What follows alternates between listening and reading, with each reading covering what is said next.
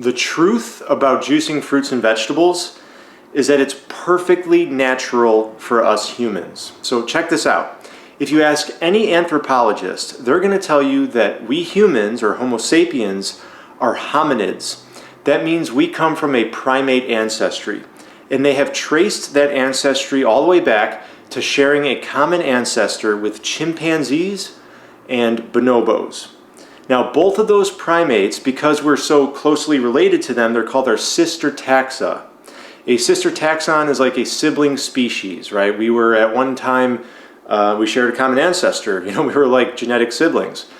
And we're actually a little closer in relation to bonobos. But you can look at either one, chimps or bonobos. You'll see that they're frugivores, right? They're omnivorous, but they're frugivores. That means that they prefer fruit and leafy greens. That's the bulk of their diet.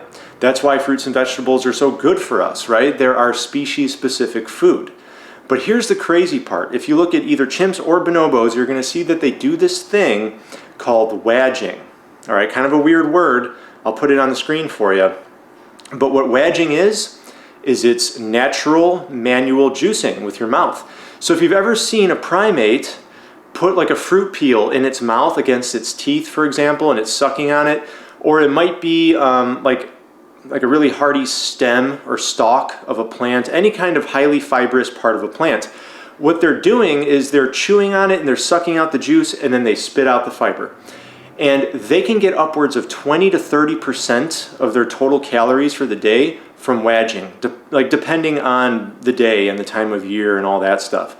So when you think about that, that means that our primate ancestors, our ancient most ancestors that we're aware of, did their own natural form of juicing, and they did it quite a bit if they were getting over 20% of their calories sometimes from the juice, from wedging. So here's my point. You can see back there, I was about to juice some celery and I decided to shoot this video. When we use a machine to extract the juice and separate out the fiber, that's really not much different from the natural juicing, the wedging, that our primate ancestors did. The difference is that when you wedge something, you're chewing on it, right? It's in your mouth, it's mixing with your saliva, and that's going to kick off the digestive process because of enzymes in your saliva. It's going to do a better job of digesting and using that juice when they swallow it. If we extract the juice with a machine, we might just throw it down our gullet and not mix our saliva with it. So when you drink your juice, make sure you drink it nice and slow. Don't just throw it down the hatch. Let it mix around in your mouth a little bit and mix your saliva with it. Just make sure you do that. And it's really, in my opinion, not at all a bad thing. All right, juicing is not a bad thing at all. Now, another common myth that I hear is that juice is pure sugar. You're just getting pure sugar. That is so incredibly false. Okay, whoever says that, they're just ignorant. There's so much in fruit and vegetable juice besides sugar. There is sugar, and there's a lot of it. Okay, there's fructose and there's glucose. Now, glucose requires insulin to unlock the cell, but fructose doesn't. And the majority of sugar in fruits and vegetables is fructose.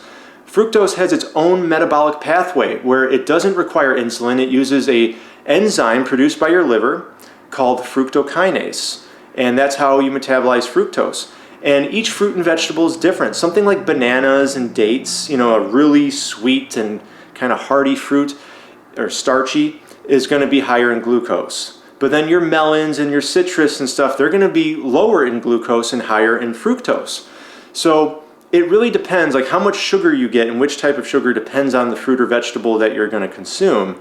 My advice is don't worry about it at all. Your body thrives on sugar. The only exception would be diabetics, all right? If you have type 1 or type 2 diabetes, obviously you want to be careful with fruits and vegetables, especially when you're juicing them, because you can be consuming a lot of sugar. But the thing is, here's the thing, guys. If you're a diabetic, I would say go for the vegetable juice. Don't avoid juice altogether. Just monitor your blood sugar, try some vegetable juice, a small glass, and see how your body reacts. I think you might be surprised. Most importantly, though, if you are a diabetic, I recommend you get this book. All right, this book is called Dr. Neil Barnard's Program for Reversing Diabetes, the scientifically proven system for reversing diabetes without drugs. This book will change your life, okay? It doesn't matter which type of diabetes you have. If you have type 2, people are reversing it completely. They are getting rid of their type 2 diabetes. If you have type 1, you can get it really under control with diet alone. And Dr. Neil Bernard is an expert in that area. Now, I'm not a doctor, but I trust this guy and a lot of other doctors. So check out that book. I'll put a link down below. Go to Amazon and just look at the reviews. You will be shocked at all the 5-star reviews and the amazing testimonials from people reversing their diabetes with that book. Okay, so basically it's fats. They call them intramyocellular lipids. They're fats that get stuck in your cells and block the insulin from pushing the glucose to the mitochondria. And when you eat the diet in this book, it's basically a lower fat plant-based diet. You let your body heals. It clears out those lipids from your cells, and then the insulin resistance is gone. And once you reverse your diabetes, you'll get to enjoy all the fruit juice you want, like I do. I drink a ton of fruit juice. I feel fantastic. I love fruit juice. It's my favorite. I do vegetable juice as well. I'm about to do celery. I do a lot of beet juice, carrot and spinach juice. I've got my go-tos, a lot of different cucumber juices and greens. But yeah, fruit juice is my favorite for sure. But anyways, guys, it's not pure sugar. Sugar is just one of the components. In juice, you have amino acids, all right? And I easily get 30 to 50 grams a day of protein from just fruits and vegetables. I eat a lot of fruits and vegetables. There's enzymes, which are also proteins, okay? But these are catalysts for different processes in our body, right? Like the digestive process and many other things. And these are active living enzymes in the juice. They're so good for you, and it's so good for your body to get those enzymes. So you get those, you get vitamins and you get minerals, right? You've heard of those. Those are really good for you. You need those. You get phytonutrients, antioxidants, all this good stuff coming from juice. It's not just sugar. So that is a myth. Don't worry about it. And if you're healthy, right, if you don't have to worry about your blood sugar, well, guess what? Your body thrives on sugar. That's why when people's glycogen runs out and their body kicks in gluconeogenesis, up to 56% of your excess dietary protein can get converted to sugar, to glucose. So people obsess over protein, not realizing that your body will sacrifice that precious protein and it'll make sugar out of it because you thrive on sugar. You don't thrive on protein or fat, all right? Fat's the backup. When you go into ketosis, that's the backup system. So let's see, anything else I want to mention in this video? I've done multiple juice fasts, my longest being 7 days, but I did a lot of 3-day and 5-day fasts, and I think I want to try going the distance in the near future. But the thing is, guys, I've monitored my blood pressure and I've monitored just my overall feeling of how good I feel. And it only improves on a juice fast. I've never experienced any kind of adverse effects. And that's consuming only juice, not just like a glass of juice a day, but only juice. And if you're worried about fiber, if you're like, well, your body needs fiber, yeah, it does. Fiber is good for you. It adds bulk to your stool, and it also like aids in a healthy microbiome, right, for your gut. So yeah, there's definitely a reason for consuming fiber. But you don't need to get fiber at every single meal, right? If that was the case, nobody could eat a meal of meat, but we know tons of people are doing that, all the carnivore dieters.